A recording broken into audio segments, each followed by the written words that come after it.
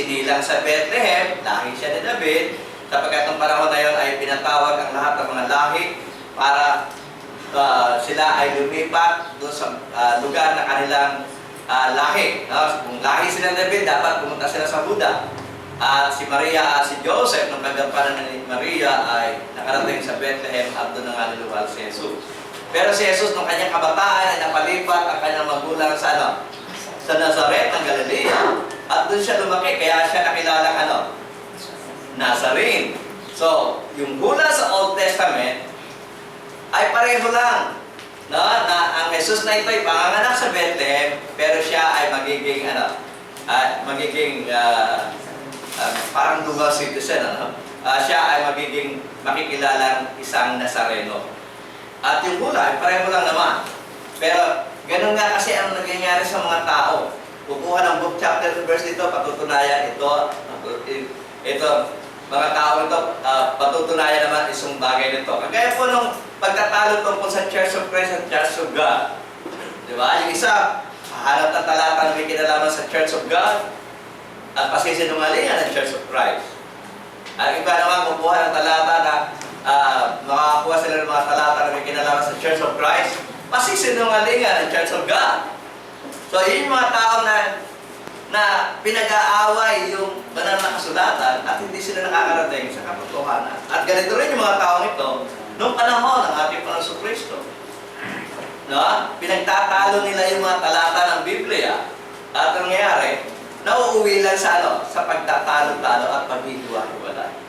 Pero kung sila'y umupo, nakikita nila na ang hinuhula ay magiging Nazareno, ang hinuhula ay kapanganak sa Bethlehem. At yun nga ang Kristo. At sabi dito, muli natin basahin, mula sa 40 hanggang 43, ang ilan nga sa karamihan ng marinig ang mga salitang ito ay nagsabi, tunay na ito ang propeta. Sinasabi ng mga iba, ito nga ang Kristo. Meron pa sinabi ng ilan, sa Galilea manggagaling ang Kristo? Hindi ba sinabi ng kasulatan na ang Kristo ay manggagaling sa lahi ni David at mula sa Bethlehem, ang nayon na kinaroroonan ni David? Kaya nangyari, nagkaroon ng pagkabahagi sa karamihan dahil sa Kanya. So dumating na ang Kristo sa katauhan ni Jesus. Pero nung kapanahunan niya, hindi pa rin tinatanggap ng mga tao, siya na nga ang Kristo, ang anak ng Diyos. Okay? Nung dumating siya, dapat isakatuparan niya na ang plano ng Diyos ng pagliligtas. Isakatuparan ang pagtatayo ng kanyang iglesia. Pero yung mga tao, nung panahon niya, hindi na naniniwala na siya nga ang Kristo, ang anak ng Diyos. Katunayan, napakarami kasing nagkiklaim nung panahon niya. Diba? Kung natatandaan nyo sa Matthew 24, sa mismo ating Panginoon Kristo nagsabi na marami ang magsisidati sa aking pangalan. Marami ang magpapanggap na Kristo. So sa dinami-dami ng Kristo na nagsipag nangaral na siya ang Kristo, natural, kung ikaw ay nasa panahon nila, sino ang paniniwalaan mo na Kristo? Isa lamang po si Jesus na nag-claim nung panahon niya na siya ang Kristo, ang anak ng Diyos. Marami po. At kung nasa panahon tayo nila, maaring isa rin tayo sa mga na mga nandito, isa rin tayo sa mga hindi makakatanggap na si Jesus ang Kristo, ang anak ng Diyos. Maaring ang pipiliin natin ay yung mga bulaang Kristo. Okay.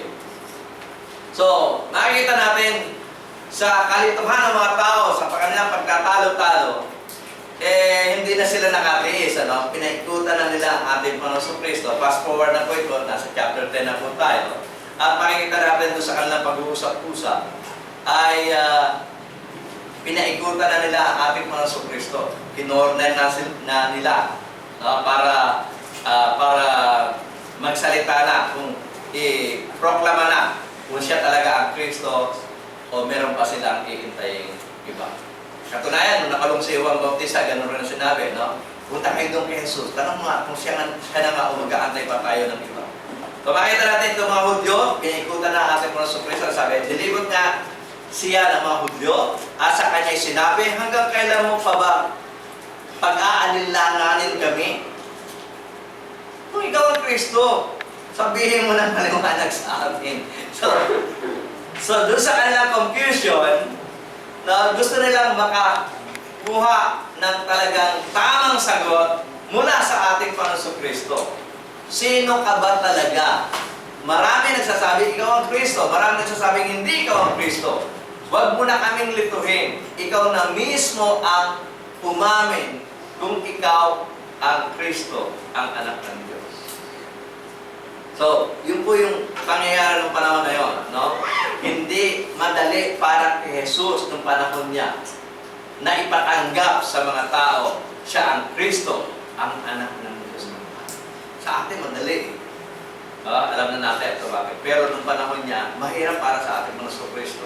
Kasi dumating siya sa panahon na ligaw na ang aral.